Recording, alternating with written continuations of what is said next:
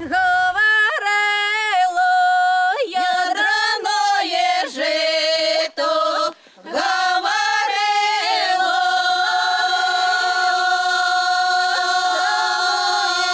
жито, говорило,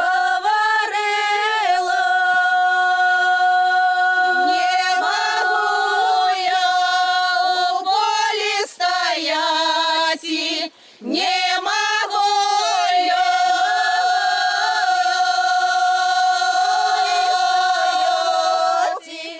не могу я. Володимирівна Пісюкова виросла на народних піснях. Чула, як співала бабуля, маті, а потім і сама почала піти. Видите, я полочанка той мясцовости, где эти песни спевали. Я очень любила слухать песни, когда пяется купали. Купали спевается за 2 недели до купалы. Либо за работой идут, женщины пяют, на работу идут, пяют, отдыхают, пяют уже. Туманок, сумерки, а я сижу на камне и слухаю. Як красиво, як красиво. А по радио ніколи этого не чувать. Ніколи никто не спяет такую песню, никто не почует. И мне так хотелось, чтобы этот канон остался жить. Ну вот я и старалась. Взялась за фольклор, и добилась, что канон мой зазвучал. Вот. Мои все дяды и прадеды с Полоцкого района, все мои дяды и прадеды тут живут, и я только свои песни для совести спеваю. Другие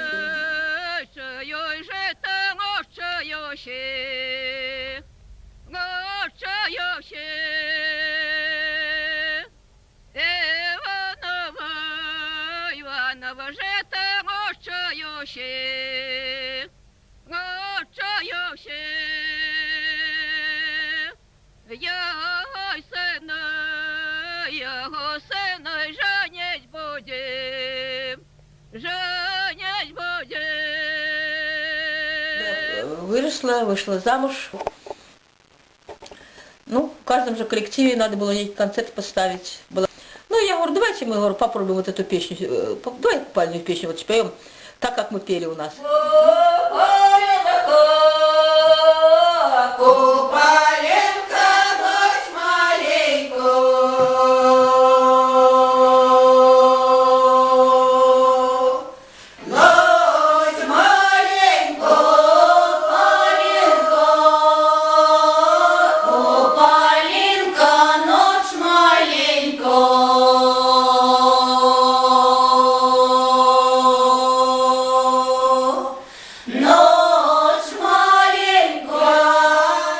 Мелодичная такая, протяглая мелодия тягнется.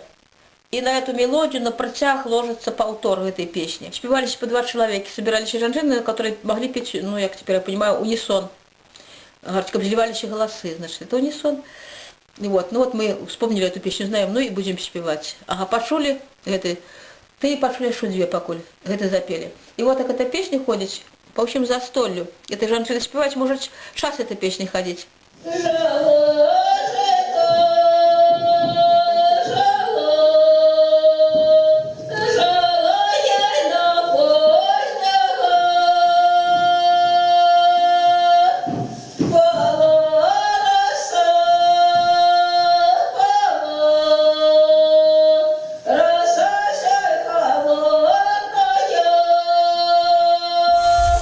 Я пойду, коля лесу близко, я пойду,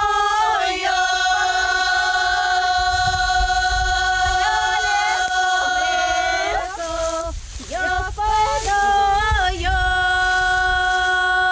коля лесу близко, коля земли низко, я пойду.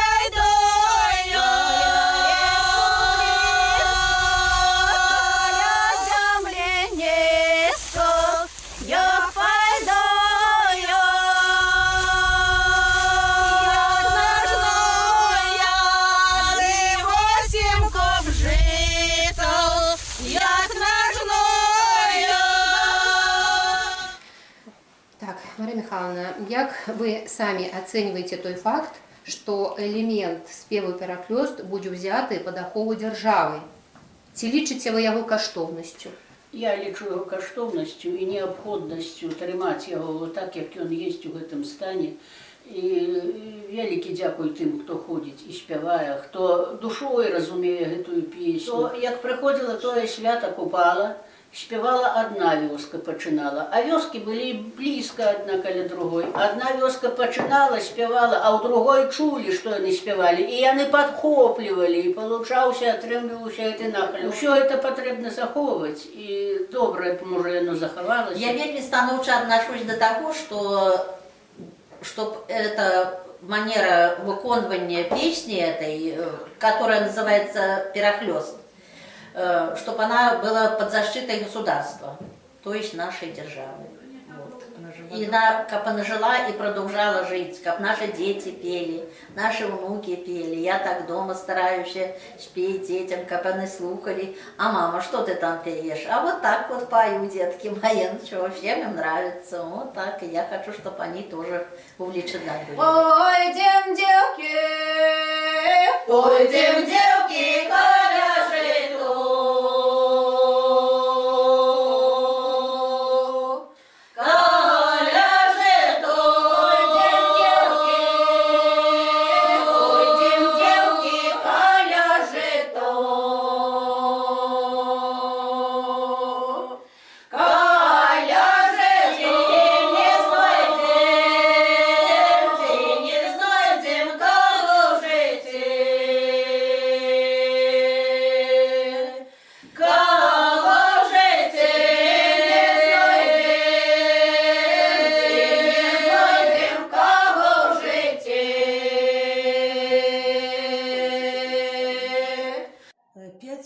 Я працую кіраўніком народнага калектыва, фальклор народнага калектыва «Галасы спадчыны». І мне вельмі прыемна, што я працягваю справу нашай знакамітай землячкі, носьбіту фальклора Веры Владимировны Пісюковай. Разам з калектывам мы па крупіцам збіраем, зберагаем і перадаем нашым падрастаючым пакаленню спадчыну нашых продкаў. Тое, што дасталася нам ад іх прымаўкі, прыказкі, песні, танцы, абрады, якія мы выкарыстоўваем у сваёй працы. Я буду вельмі рада, калі элемент спеву «Перахлёст», які мы валодаем, дзякуючы Веры Владимировны Пісюковай, прадоўжыць сваё жыццё і будзе знаходзіцца пад аховай дзяржавы. Здавалася, што манера выканання спеву «Перахлёст» яна цікавіць людзей больш сталага ўзросту. Але зусім нядаўна мне прыйшлося мець зносіны з моладдзю, якія далёкі ад фальклору. Яны былі прыемна здзіўлены і сказаўшы, што такога яны не чулі ніколі. Перад Пятром бяда.